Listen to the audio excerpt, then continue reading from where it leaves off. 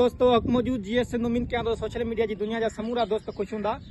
दोस्तों महिल पाण मौजूद आहियूं ज़रई फार्म वटि, जिथे वणनि खे सरियाम बाहि ॾी साड़ियो पियो वञे। चवंदा आहिनि हिकु वण साड़ण सां हिकु ज़िंदगी क़त्ल करण जे बराबरि आहे।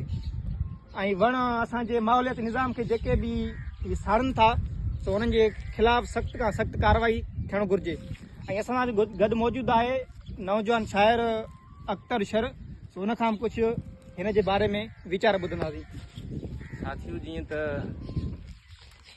ही सिर्फ़ु हिकिड़ो वण कोन्हे, हिन वण में केतिरनि ई जीवत जूं जानियूं लाॻापियल आहिनि, केतिरनि ई लाइफ जूं ज़िंदगियूं हिननि सां कनेक्शन आहिनि। जेकॾहिं असां वटि वण न हूंदो त असीं साह बि कॾहिं नथा खणी सघूं।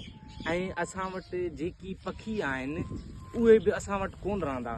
तव्हां ऐं असांखे सभिनी खे इहा शायदि ख़बर न आहे त हिकु ॾींहं जे अंदरि केतिरा ई ज़हरीला इंसेक्ट्स धरतीअ में मौजूदु थींदा आहिनि। उन्हनि इंसेक्ट्स खे, उन्हनि जीतनि खे ॻेरो ऐं ॿिया जेके बि बर्ड्स आहिनि, जेके बि मुख़्तलिफ़ पखी आहिनि, उहे खाई जीत ऐं असां जूं ज़िंदगियूं ऐं असांजा जेके क्रॉप आहिनि, असांजा जेके फ़सुल आहिनि उहे बचाईंदा आहिनि। जेकॾहिं असीं वणनि खे साड़ींदासीं त उहे जेके बर्ड्स आहिनि, पखी आहिनि, उहे असांखां हमेशह लाइ मोकिलाए वेंदा। असीं हिन अहिड़े गलीज़ कम जी पुरज़ोर लफ़्ज़नि में मुज़म्मत कयूं था त अहिड़े कम करण वारे सां सख़्त खां सख़्त क़ानूनी कार्रवाई कई वञे।